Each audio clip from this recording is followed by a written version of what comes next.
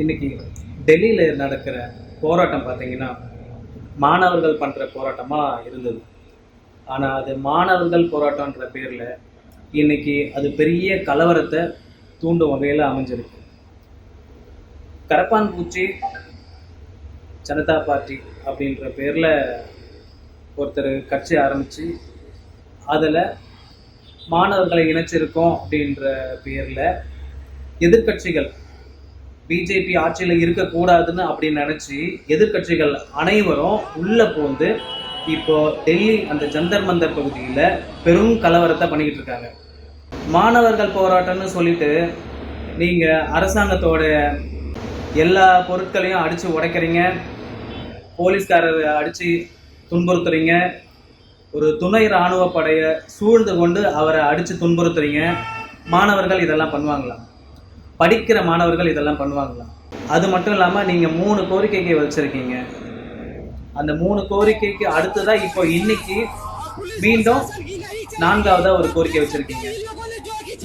காவல்துறை பகிரங்க மன்னிப்பு கேட்கணும்னு. நீங்கள் பண்ணது கலவரத்தை அடக்கினதுக்கு அவங்க சில நடவடிக்கைகள் இருக்க தான் செய்வாங்க. அதுக்கு நீங்கள் காவல்துறை மன்னிப்பு கேட்கணும்னு சொல்கிறீங்க. சரி, நார்த்தில் நடக்குது, ஓகே.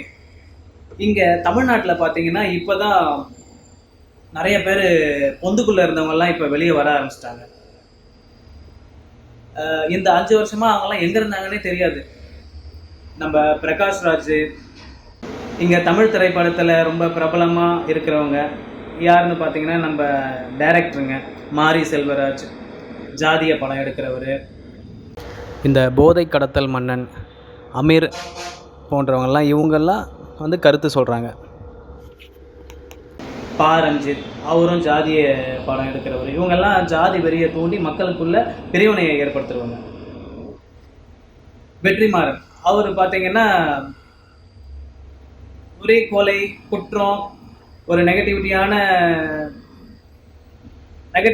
விஷயங்கள் நடக்கிற விஷயங்களை தான் அவர் படமாக எடுப்பார்.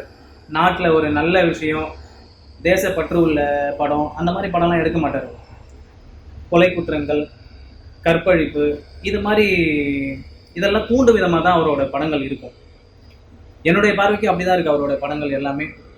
தேசப்பற்று உள்ள படங்கள்லாம் இப்போல்லாம் வர்றதே இல்லை. அதெல்லாம் ஒரு 10-15 வருஷம் முன்னாடி வந்தது. இப்போ தமிழ் சினிமாவே கெட்டுப்போச்சு இவங்களால. இவங்கெல்லாம் இப்போ வந்து திமுக ஆட்சி நடக்கிற வரைக்கும் இவங்கெல்லாம் வெளியவே வரல. இப்போ பார்த்தீங்கன்னா திடீர்னு வெளியே வந்து தாவே காட்சி வேற வந்துடுச்சு. திமுகவை திருப்பி எப்படி கொண்டு வரலாம் அப்படின்னு இவங்கெல்லாம் திருப்பி வெளியே வந்துட்டாங்க. மாணவர்களுக்கு நாங்கள் சப்போர்ட் பண்ணுறோன்ற பேரில் நீட்டை ஒழிக்கணும் அப்படின்னு இவங்க திருப்பி போராட்டம் ஆரம்பிச்சிருக்காங்க. அங்கே நார்த்தில் பண்ணுறவங்க யாருமே நீட்டை ஒழிக்கணும்னுலாம் சொல்லலை, அதை முறைப்படுத்தணும், பேப்பர் லீக் பண்ணவங்களை தண்டனை கொடுக்கணும் அப்படின்னு தான் சொல்கிறாங்க. நீங்கள் என்ன திருப்பி நீட்டை ஒழிக்கணும்னு வரீங்க? உங்களுடைய நோக்கம் என்னன்னா இங்கே திமுகவுக்கு எப்படியாவது திருப்பி ஆட்சி அமைக்கணும், அதுக்கான வேலைகள் தான் நீங்கள் பார்த்துட்ருக்கீங்க. அவங்களுடைய கைக்கூலிகள் தான் நீங்கள். வாயை விற்று பழைக்கிறவங்க. திமுகவுக்கு ஏதாவது ஒரு பிரச்சனைனா நீங்கள் வெளியே வந்துடுவீங்க. மக்கள் பிரச்சனை எவ்வளோ நடந்தது திமுக ஆட்சியில். தினம் கொலை, கற்பழிப்பு, கஞ்சா, தெருவுக்கு தெரு கஞ்சா வித்துட்டு இருந்தது. கற்பழிப்பு நடந்து கொலை சம்பவங்கள் எவ்வளவோ பார்த்தோம். நிறைய மாதத்துக்கு 30-40 கேஸ் தினம் நம்ம நியூஸில் பார்த்துட்டே இருந்தோம். அதுக்கெல்லாம் நீங்கள் எங்கே ஒரு குரல் கூட கொடுக்கலையே? எங்கே போயிருந்தீங்க இவ்வளோ நாள்? பொந்துக்குள்ளே ஒழிஞ்சிட்டு இருந்தீங்களா? ஏன் ரொம்ப கேவலமாக இல்லை நீங்கள் பேசுறது? மக்கள் எல்லாருமே நீங்கள் தான் புரிஞ்சுக்கணும். இந்த மாதிரி கயவர் கூட்டம் எதுக்கு சப்போர்ட் பண்ணுறாங்க, எதுக்கு பேசுகிறாங்க, கருத்து சொல்கிறாங்க. நடிகர் எவ்வளோ பெரிய ஜாம்பவான்லாம் இருக்காங்க, பெரும் துறவிகள்லாம் இருக்காங்க, பெரிய IAS அதிகாரிகள்லாம் இருக்காங்க, அவங்களாம் பேசலை. திமுகவுக்கு ஒரு பிரச்சனைன்னா நடிகர்கள் வந்து முதல்ல வந்து நிற்கிறீங்களே, நீங்கள் வந்து அவ்வளோ பெரிய ஆட்களாக நடிகர்கள் சொல்லி தான் இந்த தமிழ்நாடு மக்கள் கேட்பாங்கன்ற அளவில் இந்த தமிழ்நாடு மக்கள் இருக்காங்களா? பகல்காம் கொலை சம்பவம் நடந்து 26 பேரை சுட்டு கொண்டாங்களே, இதுக்கெல்லாம் யாருமே இங்கேருந்து தமிழ்நாட்டில் இந்த நடிகர்கள்லாம் குரல் கொடுக்கவே இல்லையே. எங்கே இருந்தீங்க? ஒரு கருத்து கூட தெரிவிக்கலையே. இப்போ திடீர்னு வந்துட்டீங்க. பிஜேபிக்கு எதிராக ஏதாவது பேசணும்னா முதல்ல வந்துடுறீங்க இந்த நடிகர்கள். அதுவும் குறிப்பிட்ட நடிகர்கள் தான், எல்லாரும் இல்லை. இந்த மாரி செல்வராஜ், ரஞ்சித், வெற்றிமாறன், இப்போது சில நடிகைகள்லாம் வந்திருக்காங்க. திமுகவுக்கு பிரச்சனைனா நீங்க முதல்ல தூக்கிட்டு வந்துருவீங்க கொடியை, சரிங்களா?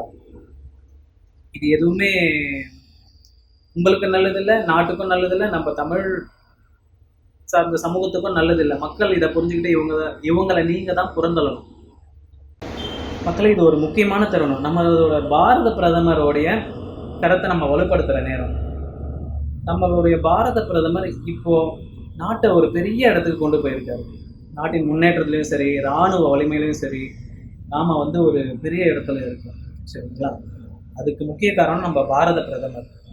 இப்படி ஒரு பாரத பிரதமர் கிடைச்சதுக்கு நாம் பெரிய தவம் பண்ணியிருக்கணுங்க. இது வரைக்கும் எந்த மூன்றாவது ஆட்சி நடந்துகிட்டு இருக்கு, எந்த அமைச்சர்கள் மேலேயும் ஊழல் குற்றச்சாட்டே கிடையாது.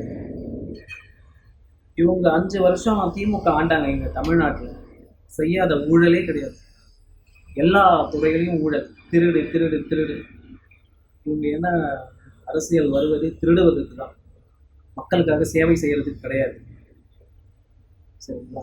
அதே எண்ணத்தில் தான் இந்த காங்கிரஸும் இருக்கு. 3 ஆட்சியாக நம்ம ஆட்சி பண்ண முடியல, திருடி கையெல்லாம் ரொம்ப நமக்குது. எப்படி திருடி சம்பாதிக்கிறது?